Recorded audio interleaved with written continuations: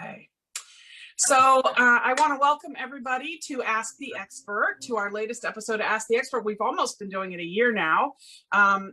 My name is Ann McClure, and I'm a residential realtor with McInerney Associates. I'm licensed in Maryland and Virginia, and I work close in Northern Virginia and Montgomery County, Maryland, and a couple of other suburban Maryland areas. And then I've got partners who help me in DC. So thank you for joining us today for Ask the Expert. This started many months ago, not long after the beginning of the pandemic, because we were trying to figure out a way to still get really good information about owning your home better out to people who were spending a whole lot more time in their homes, and they were starting to have a lot more questions and wanting to engage contractors.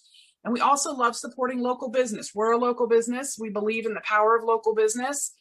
A lot of times it's small and local business that gets us through tough economies. So we wanted to share the good news about great companies and great service providers with you and help educate our clients and friends and people who land on us and end out watching along the way. So today we have our friend Jorge Rodriguez-Sawao. That's correct. And Jorge is with Gutterman Services. And we're going to hear a little bit more about Gutterman, but I first want to tell you that Jorge and I met not long ago, and he's already done some great work for some clients, and I think we're going to be doing a lot more work together. But Jorge takes his job very seriously, which I love. And he lives here in the metro region in Arlington County, and he's been in the roofing industry for 19 years.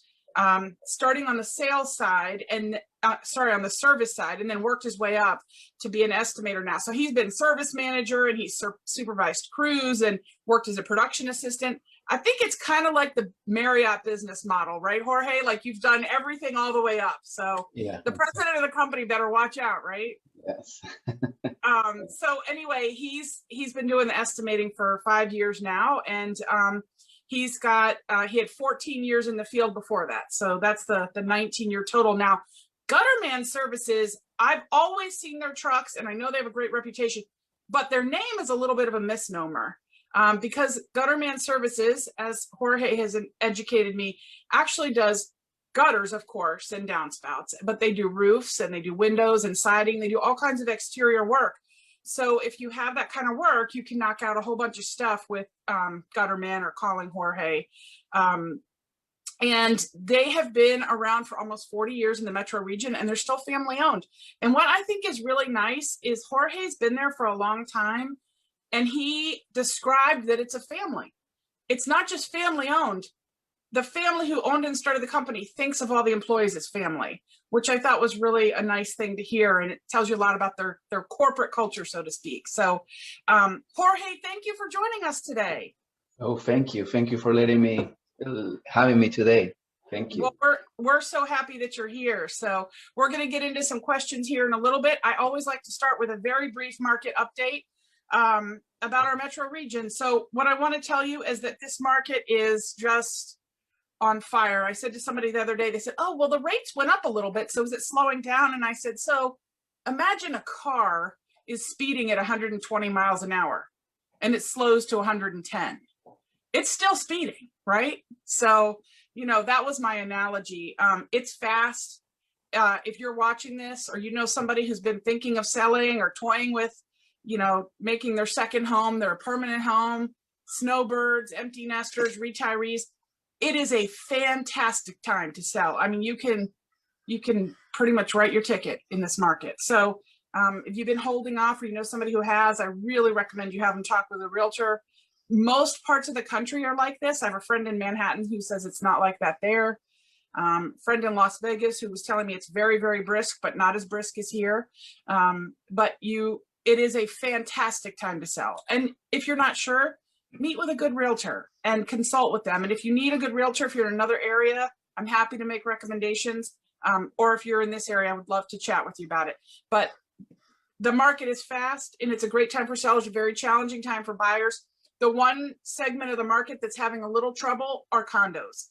And they are condos with elevators, condos with large buildings with common shared spaces, places with condos with their own doors, garden style, not having trouble. but other condos are staying on the market longer. So that's the one segment of the market that's a little different. They're still selling. They're just not selling at this crazy pace that everything else is. So, so that's my market update. If you've got questions about your specific neighborhood or an area you want to move to, please let me know. Or if you're out of my area and you've got questions, I will find you a good realtor.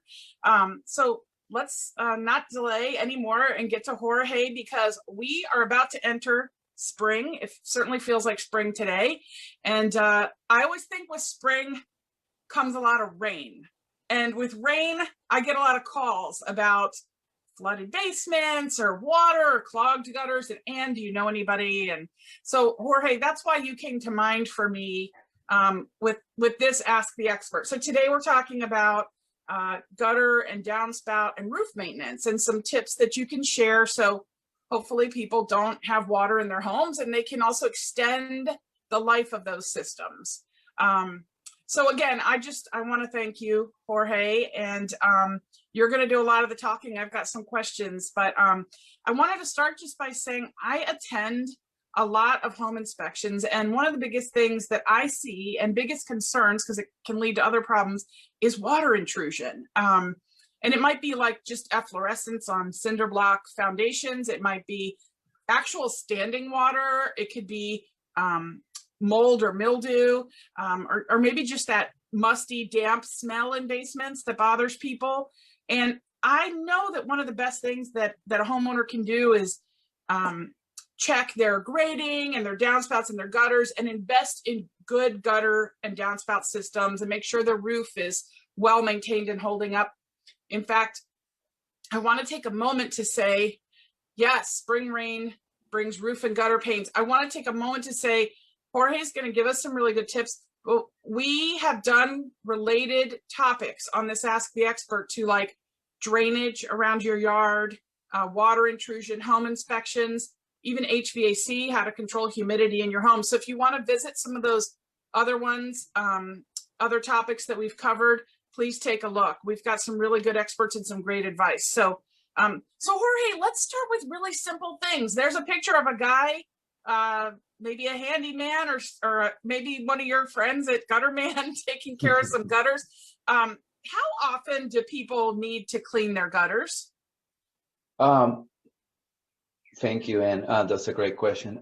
Typically, what we suggest is 2 times a year, one after April, between April and May, springtime, and the second will be definitely after Thanksgiving, 1st or 2nd week of December, which is most of the trees drops the leaves.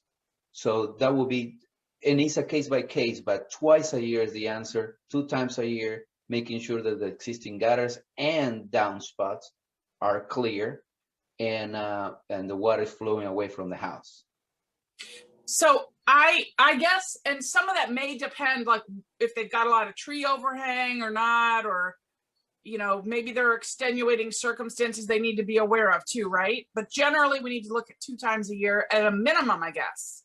That's the minimum. That's the minimum. Now, if you're in a heavy wooded area, now the 2 times a year might not be enough. Might require 3 or 4 times a year. But that's one of the great things about us. We customize the gutter cleaning service contracts per house. It's a case by case basis, and that's what we do. I mean, we make sure that the gutters we hand clean it, we flush them with water, reattach and renail the gutters, make sure that they're attached back to the house.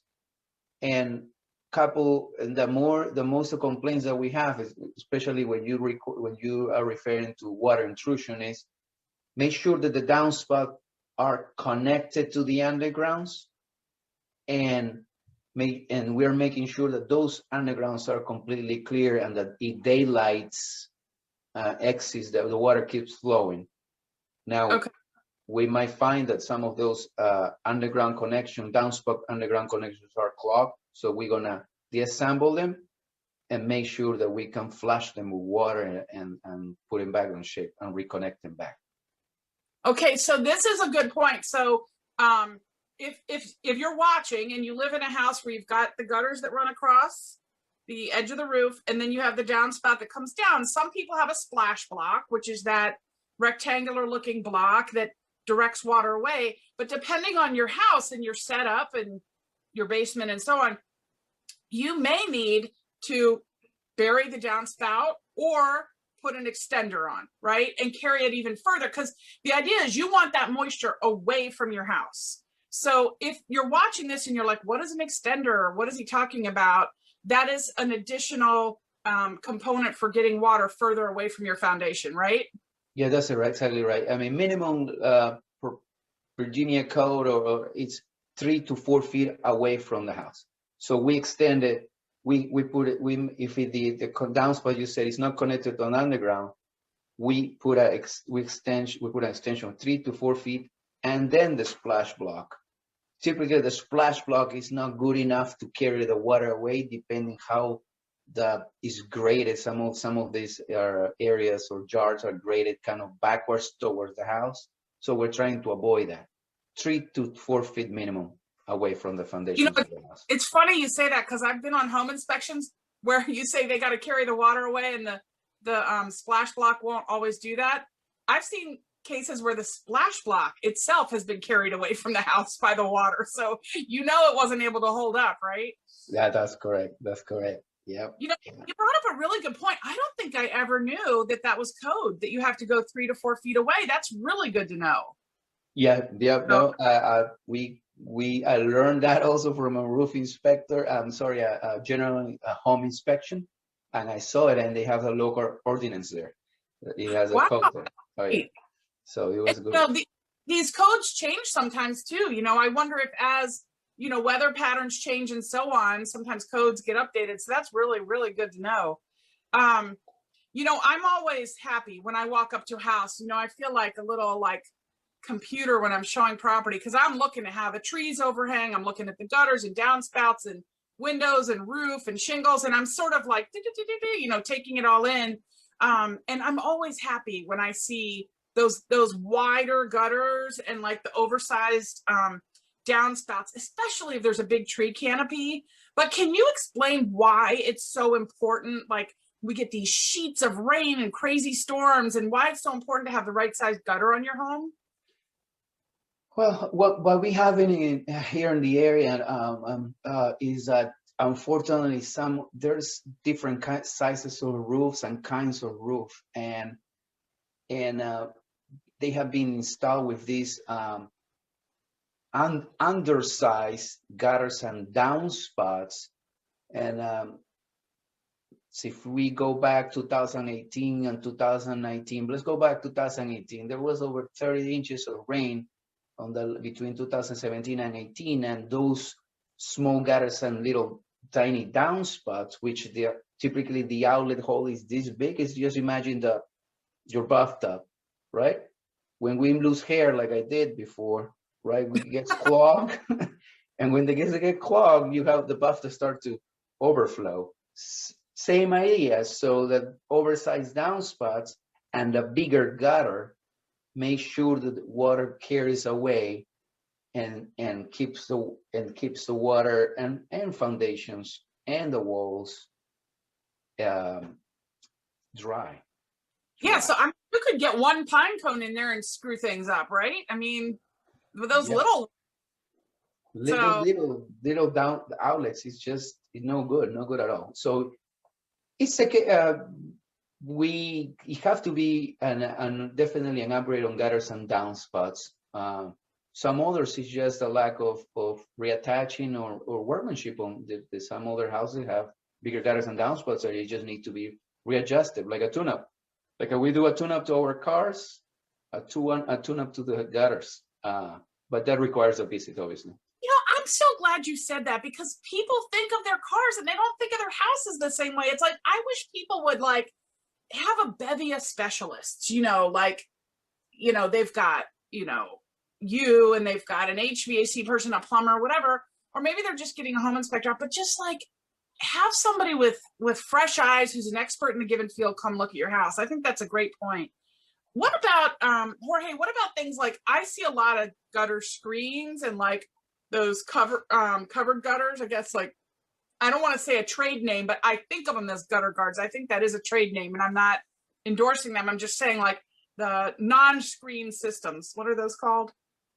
You just said is a gutter screen. There are tons of different types out there on the market.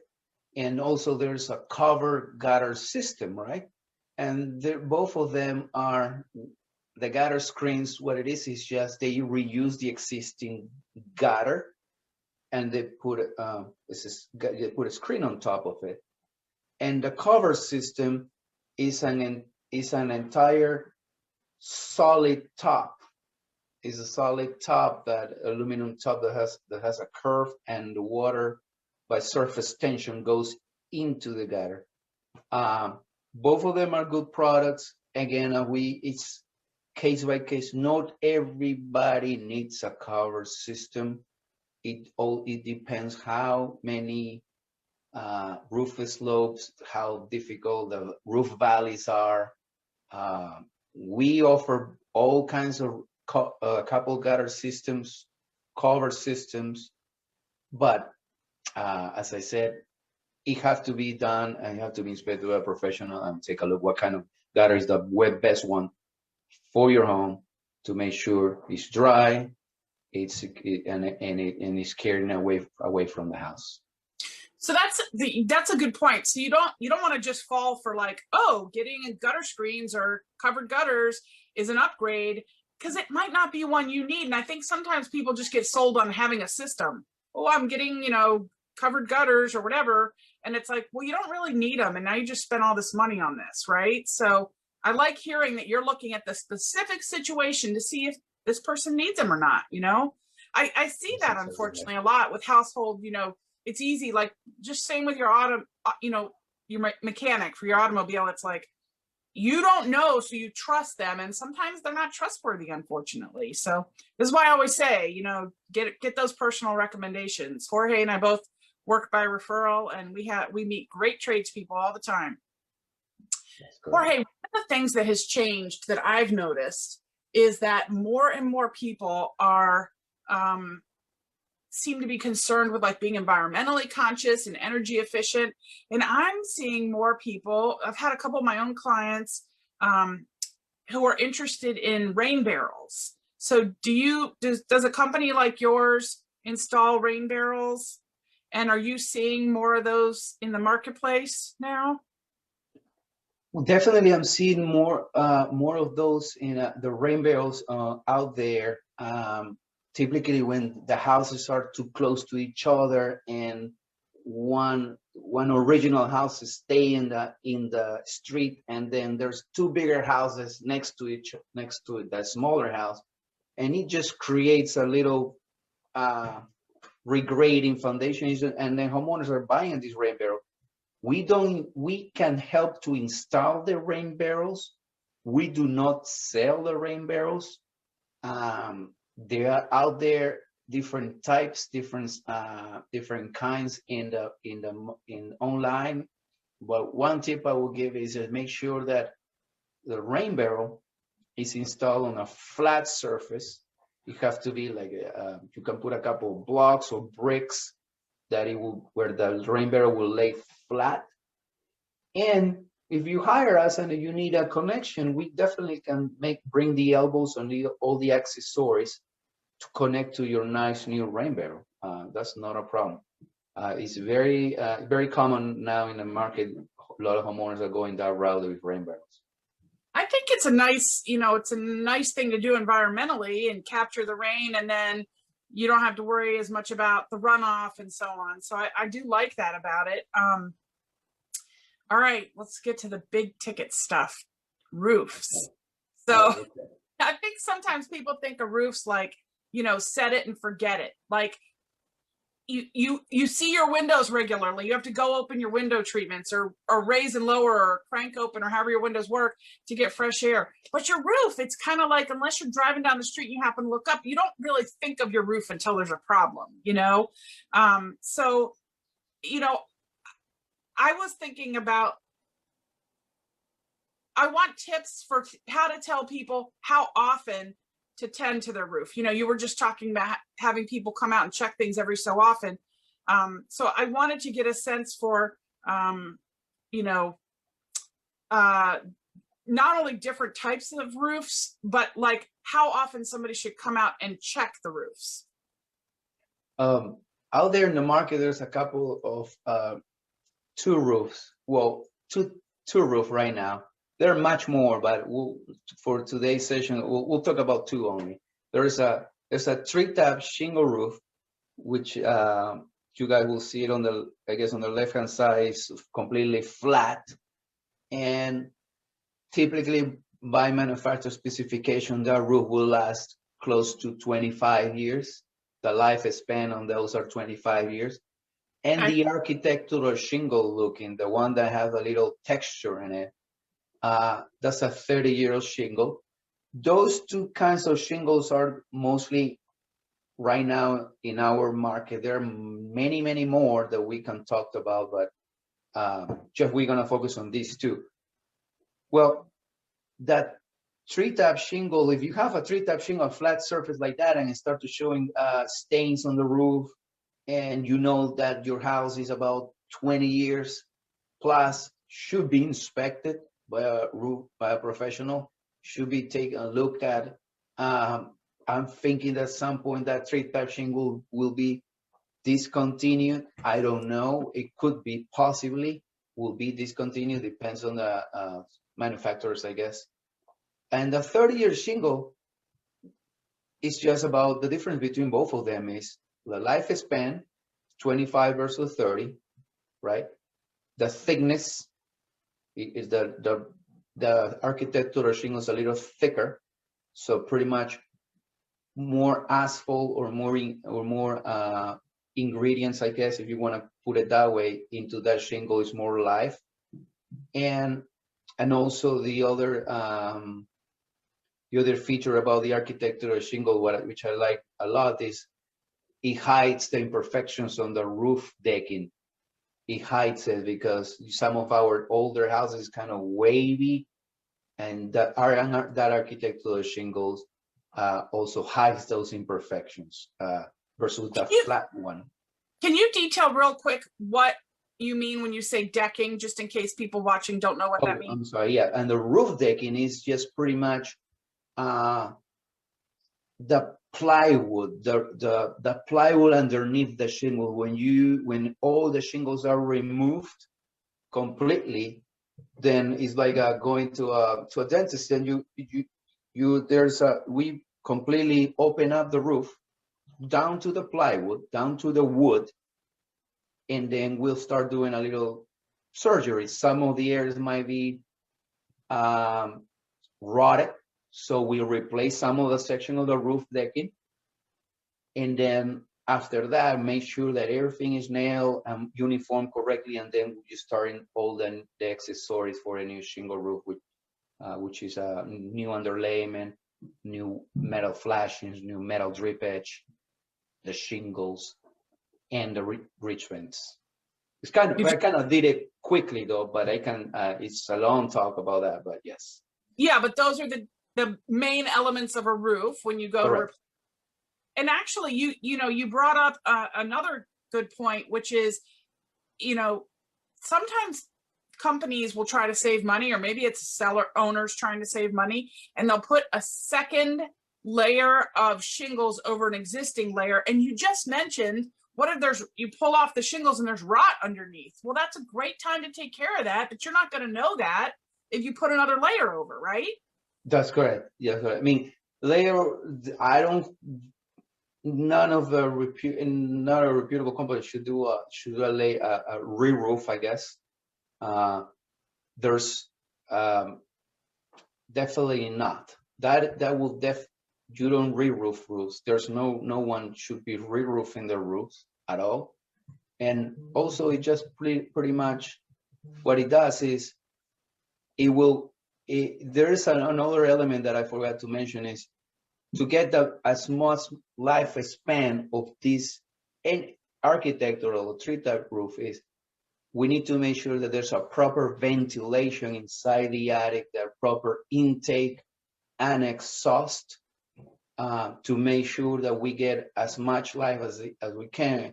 What I'm seeing is a lot of roofing companies or contractors are just gonna put a shingle, and then we're getting calls that, oh, this is my brand new roof, it's 10 years old, and then I come and say, well, the reason is because it's failing or leaking is because there's no ventilation, no proper ventilation. Yeah, because you need the air to circulate to keep it in good shape. That's like one of the elements that doesn't age prematurely, right? Correct. Doesn't age prematurely. Doesn't grow mold on the inside sheathing, the underside of the decking, right? Yeah, exactly. So for replacing the roof to start with, or maintaining existing portions of the roof, we're saying do not double shingle. We're saying be mindful of your ventilation, whether it's a ridge vent at the top or soffit vents under, like if this is the plane of your roof. On the overhangs. Yeah. Yeah, overhang, or gable vents at the end, depending on what you have and how your house was built. But you've got to be mindful of ventilation, because it is a component that has to do with how long the life of your house, the life of your roof will be, but also your comfort in your house, right? Because some of this speaks to energy efficiency and so on. That's correct. Yeah, ventilation. I mean, there's got to be proper ventilation on those roofs. So we talked about like gutters and downspouts and having roof inspections and making sure there's ventilation. What about flashings? That gets checked at the inspection. What I would suggest is inspect the roofs at least every 5 to 8 years after the first installation. Typically, the rubber gaskets, the flashings, the sealants, or everything that is exposed to the elements start to break down, decay. So after they might need some repairs that may need it on that first inspection, and then after that, out every 1 to 2 years after the first inspection. So if I inspected in the year 5 or 8, 2 years after, let's go back and take a look again. And the other thing is, it have to be homeowner, so we are on this case. It have to be every time there is a great weather event like hail or wind, it has to be inspected. It has to be inspected. Call us, call a roofing guy, call a roofing company, and say, hey, I just got a windstorm in. I just want you to take a look at the house and look at my roof.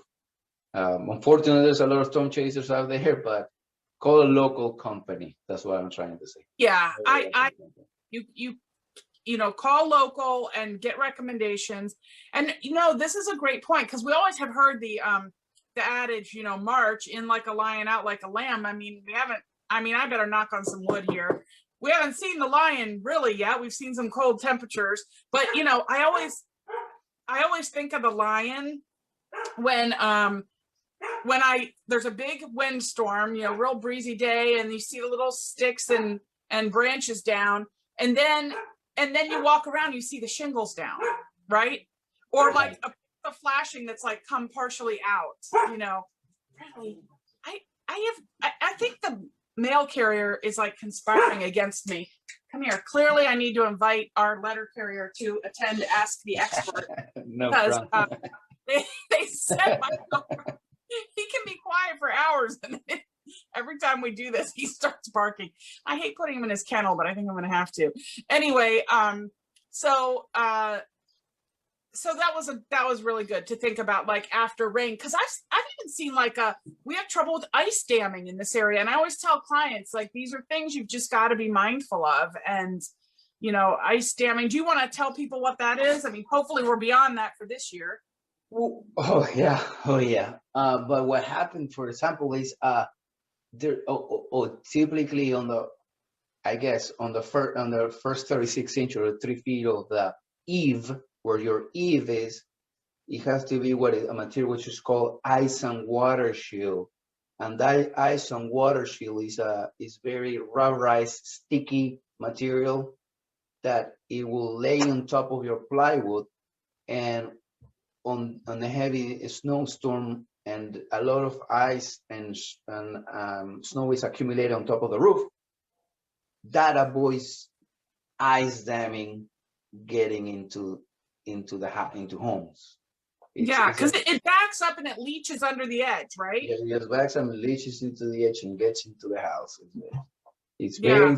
very unfortunately, some of roofing companies are just avoiding to put that, but it should be. It's a must. It's a must. Yeah, this is another thing that you just made me think of. That's why, I mean, sometimes we have good rapport with a salesperson and we don't look as carefully at the estimate as we should, and sometimes we don't know what to look for. So, you know, this is another reason sometimes to get more than one estimate, because maybe one guy's really thorough and explains things and the other person doesn't, and you're like, okay, well, I'm not even comparing an apple to an apple. I like to say an apple to an artichoke. You know, they don't have their, you know, their, what is it called? Weather shield, the rubber. Yeah, the ice and water shield. Yep. Yeah, or they don't have, you know, they haven't taken into account larger gutter sizes or, you know, proper flashings, just to save money. I used to see people put that real thin plywood, and like you said, later you'd see that wavy roof, and it's like, you know, yeah, trying to save some money on this one. Yeah, or they shortcut the cost on drip edge, or put the cheaper rubber gaskets. I mean, I can go on and on. So just call a local, call someone that they will help, that it will show you where we can help. We photograph. We don't go up there to the roof, so have to be someone that knows what he's looking at, makes a thorough inspection, and they're able to help. Referrals. Roughly, what do you think people should budget for a roof inspection? Roughly for a roof inspection, depending on the size, it will be probably between $300 and $400. That's the right price. For peace of mind, right? Yeah, peace of mind. And hey, if you need some repairs, they might give you credit back to you, half of it. That's not a bad deal. Exactly, not a bad deal at all. Well, and also for anybody thinking of selling, it's nice to have those roof certifications where you can say, hey, it might be an 18-year-old roof, but I had it checked and it's in great shape. Jorge, this has been so good. Thank you for joining us. This is Jorge's contact information, and you can reach out to him. He is just, I mean, he is a wealth of information on this, and he's just a nice, friendly, helpful guy. So if you have questions, I encourage you to reach out. If you're reflecting back on this sometime, you have a roof or gutter problem and you're like, oh my gosh, Ann did that, ask the expert, who was the guy, reach out to me or Jennifer. We'll always be happy to connect you. I want to say that thinking about spring and roof and gutters and water, I mean, I'm so happy spring is coming and the warmer weather and we can all get out and about, and it's been maybe the longest winter because of the pandemic and everything, but now we can get out. But it also means that we have to be mindful of things that happen around our house related to spring weather, which can bring water. So, you know, if you want to refer back to some of these other experts we've had on about drainage or mold, you know, foundation issues, please watch some of those, or you can always call us with questions. We can make connections for you. Jorge, it's been a pleasure. Thank you again for joining. Thank you. Thank you for having me, and we'll keep in touch for sure. Yeah, we can hear you. Does Jennifer, did you? We do have a question from one of yours. Okay. Bates, and would like to know which is better, a ridge vent or a box vent? A ridge vent or a box vent? Mm-hmm. Oh, definitely a continuous ridge vent is a better. It just gives you more the exhaust that you need. And also, again, it have to be inspected, because on a gable roof, which is 2 sides, a continuous ridge vent will be fine. There are certain roofs that have 4 sides, a hip roof or a mansard roof, that it have to be accounted and it needs to be checked and see if needed, there we'll put a box vent. But our recommendation, a continuous ridge vent with a continuous soffit intake vent, intake exhaust, intake exhaust. That's Right, because that's what creates the circulation of the airflow, right? correct. Comes in, goes out, comes in because heat Okay. rises. Heat rises. Yeah. Okay. Oh, good. That was a great question. Who asked that, Jennifer? Matt Bates, Oh, Yeah. hi, Matt. Matt and Gretchen. Yeah. Awesome. That's great. That's great. Good. Well, that was nice to have a question. And was there anything else there, Jennifer? Nope, that's it. You know, we had some other people watching, but that was the question we had posted. So Good. And if there are questions as a follow-up, send them along. We'll get them to Jorge or we'll get them answered, whatever we need to do. Again, Jorge, we thank you for joining us. I hope you all watching can join us again for another Ask the Expert episode in 2 weeks. And I want to say that if you need an expert in real estate, I hope you will consider me and pass along my name and info. Or if you've got a friend or family member looking in another part of the country, this past week, we've done referrals to Las Vegas, Nevada. We've done, we did one recently at Smith Mountain Lake. Jennifer, I'm forgetting one we did recently. And anyway, we've done another one and then we got one in too. So that was really nice. So we can always connect you and we will find you good reputable realtors. So don't keep us a secret and please share this info, share these Ask the Experts with people you know who, you know, if they mention a gutter issue, say, I've got something you should watch and I have somebody who could answer questions for you. Again, thanks for joining us. Thank you, Jorge. Thank you. Thank you for having me. Of course. Jennifer, thank you for being the Wizard of Oz, you know, behind the proverbial curtain for us. And we will see you guys next time on Ask the Expert.